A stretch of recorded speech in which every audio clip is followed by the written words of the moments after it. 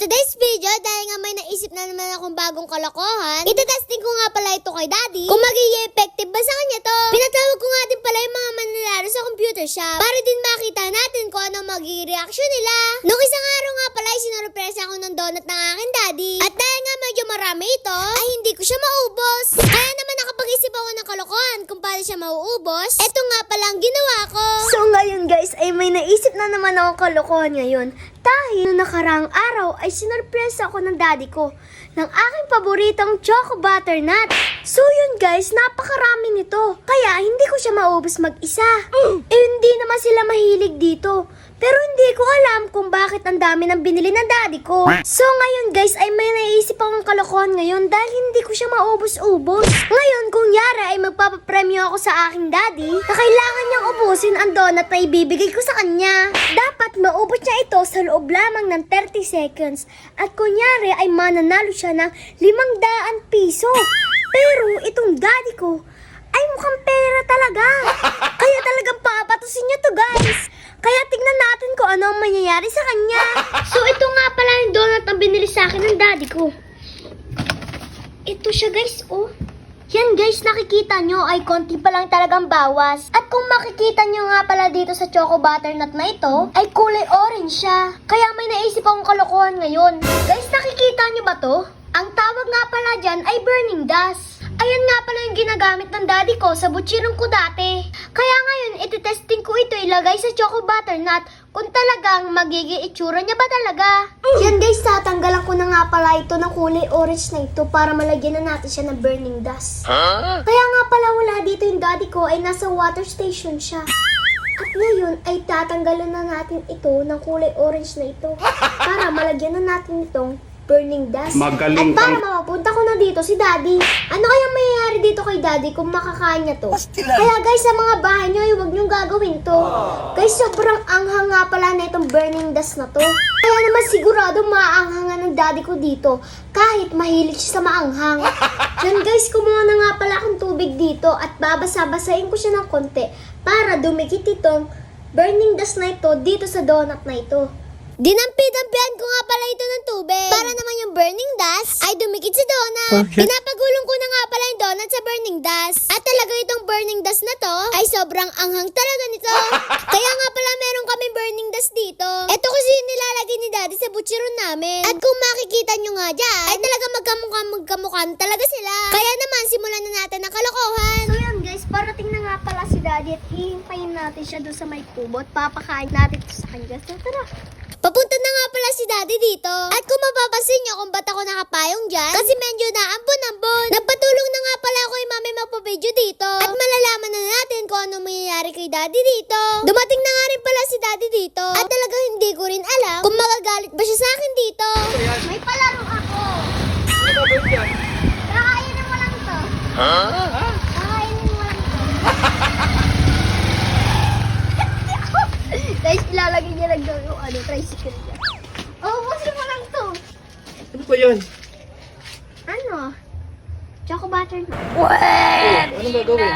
Dapat, kunyari, kukuha ka dito isa, kukuha ka. Tapos kakainin mo.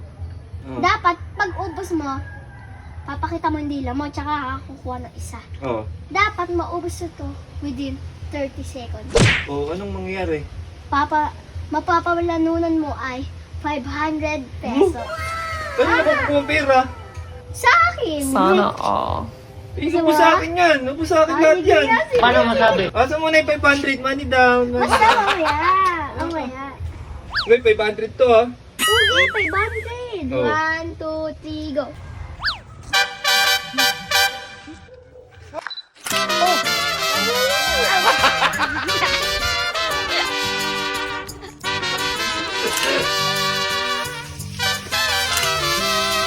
Ano yun? Ano yun? Ano mas kilan? Sabi na ano ba yan? Daddy, alam mo ba kung anong flavor natin? Dahil mo? Flavor yan. Tsaka burning dust. At dahil nga hindi mapayag si Daddy na siya lang mabibiktima ko, nagpatawag nga pala siya ng mga manlalaro sa computer shop. Punta ka dito, Di. Toto, punta ka dito. Punta ka dito, Cody. Topi, punta ka dito, Topi. Isa-isa na nga rin pala nagpuntahan yung mga tinawag ng daddy ko. At dahil nga isa-isa lang ang punta nila, ipapaliwanag ko sa kanila isa-isa kung ano ang gagawin nila. Ang pinapaliwanag ko nga pala sa kanila dito ay kukuha sila ng donut at kakainin nila. Sinabi ko nga rin pala sa kanila dyan na kapag mauubos nila yan sa loob ng 30 seconds, ay mananalo sila ng 500 pesos. At dahil nga prank lang ito, syempre wala talaga mananalo sa kanila. Kaya naman uumpisa na natin ang ating kalokohan. Up!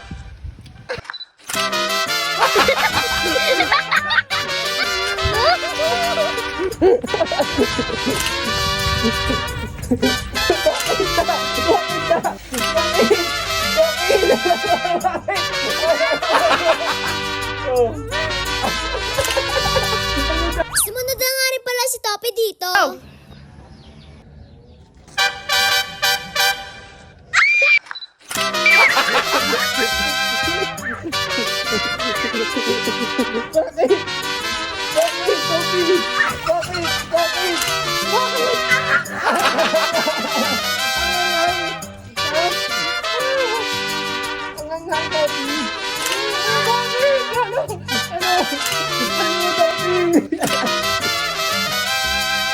Ano ba?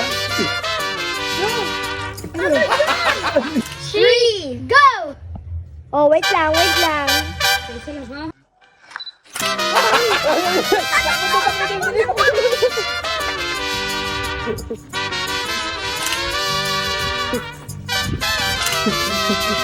Ano to? Ano to? Ano to? Ano to? Anong lasa to? Grabe. Ginagawa mo! Anong lasa to?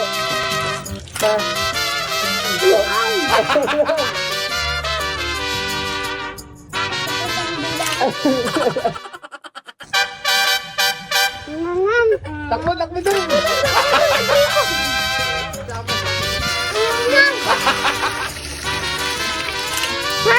Mabilimutan na doon! Ang lasaw. Yun lang, paalam. Please like, follow, and share. Thank you. Isang ibon. Huwag ka na ingay. 1.